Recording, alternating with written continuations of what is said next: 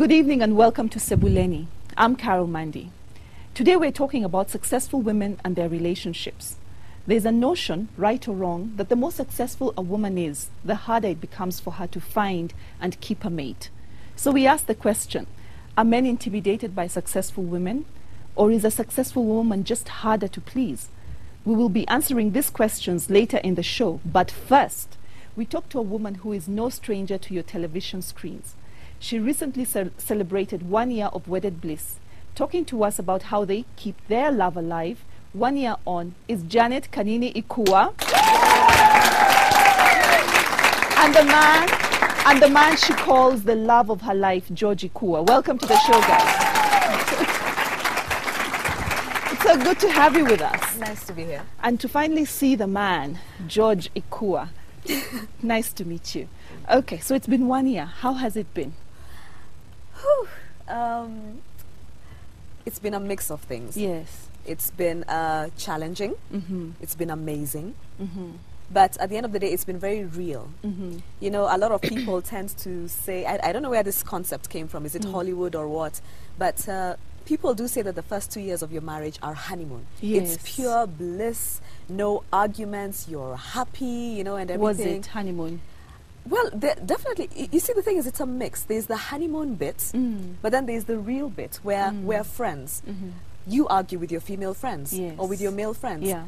He's my best friend. I'm his Yeah. best friend. Yeah. So, of course, we have those times, you know, Yeah. when you get into a bit of a spat. Yeah. But it's all good. it's been It's great. all good so far. Yeah. And yesterday you had this party to celebrate 1 year of of wedding, you know, and how was that? It was fantastic. We were surrounded by friends, by family. Yeah. I mean, it was just amazing because those are the people who we realized play such a big role in supporting us during the difficult times. Yes. And in sharing with us during the happy times. Yes, It's yes. always good to have someone to fall back on. That's true. Yeah. Now, of course, Janet, you lost your dad just a couple of days after the wedding. A couple of weeks, actually. A couple of weeks. Yeah. And you're talking about difficult times. And so I just want to hear from Ikua, you know, how was that? How did you help her cope with that difficult time and going forward? Because, you know, it doesn't end on that, you know, grieving is a long drawn process.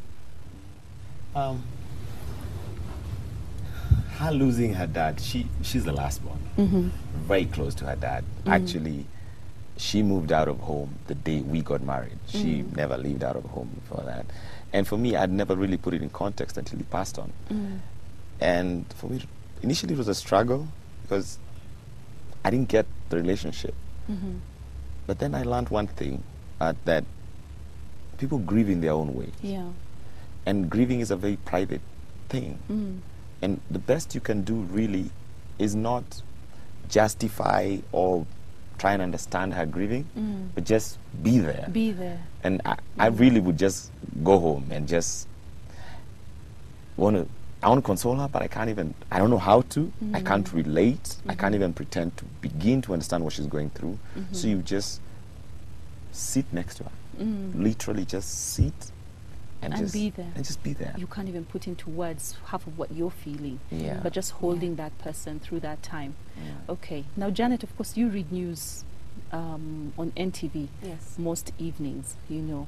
How has that impacted on your relationship? Because you are a very public person by virtue of that. Well, fortunately, long before we got married, I had already started appearing on television, and we pretty much dealt with the effects of me appearing in public at that time, a long time ago.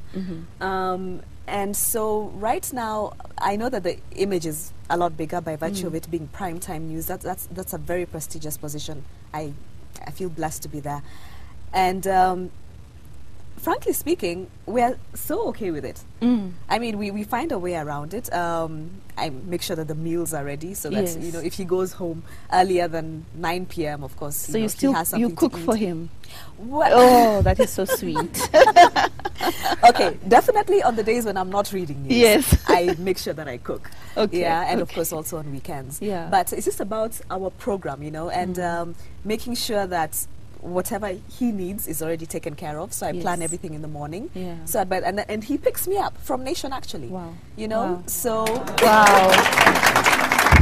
Yeah, so at the end of it, we're still together. In fact, he's very nice. He actually waits for me to come home. Yeah. And we eat together. Oh, that's sweet. Most of the time. Yeah. That's still called honeymoon state. To get married, people think, it's not just with successful women, people think to get married is you bring your 50%, she brings her 50%, you become 100%. Yes. That is a fallacy. You have to be 100%, 100% to make one. 1 + 1 becomes 1 in this equation. And for you as a man, you really got to believe in yourself to be able to marry any woman, not just a media personality. Because society is judging you, doubting you, you have all these issues you have to deal with. And you really need to be complete in yourself. Yeah. So for you, if you're really complete in yourself, when your woman completes well. herself, Yeah. it's just 100 and you're 100. Yeah.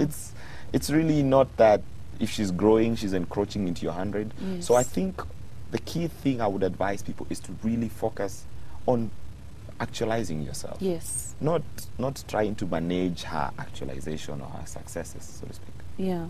Thank you so much for that, George.